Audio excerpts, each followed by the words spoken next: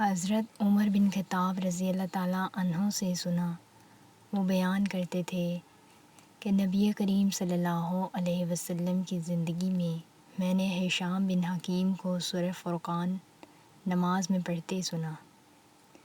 میں نے ان کی قرأت کو غور سے سنا تو معلوم ہوا کہ وہ سورت میں ایسے حروف پڑھ رہے ہیں کہ مجھے اس طرح حضرت صلی اللہ علیہ وسلم نے نہیں پڑھایا تھا۔ قریب تھا کہ میں ان کا سر نماز ہی میں پکڑ لیتا، لیکن میں نے بڑی مشکل سے صبر کیا، اور جب انہوں نے سلام پھیرا تو میں نے ان کی چادر سے ان کی گردن باندھ کر پوچھا، یہ سورت جو میں نے ابھی تمہیں پڑھتے ہوئے سنی ہے، تمہیں کس نے اس طرح پڑھائی ہے؟ انہوں نے کہا کہ رسول اللہ صلی اللہ علیہ وسلم نے مجھے اسی طرح پڑھائی ہے۔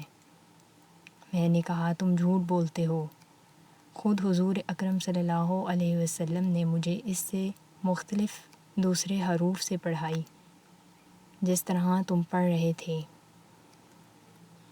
آخر میں انہیں کھینچتا ہوا حضرت صلی اللہ علیہ وسلم کی خدمت میں حاضر ہوا اور عرض کیا، میں نے اس شخص سے سورہ فرقان ایسے حروفوں میں پڑھتے سنی جن کی آپ نے مجھے تعلیم نہیں دی ہے۔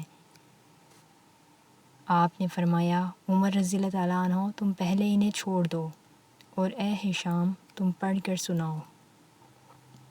انہوں نے حضرت صلی اللہ علیہ وسلم کے سامنے بھی انہی حروف میں پڑھا جن میں نے انہیں نماز میں پڑھتے سنا تھا۔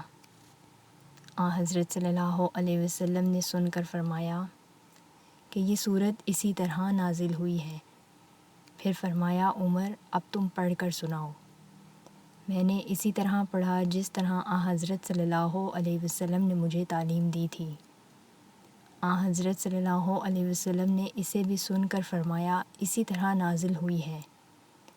یہ قرآن 7 حروف پر نازل ہوا ہے، بس تمہیں جس طرح آسان ہو پڑھ لو۔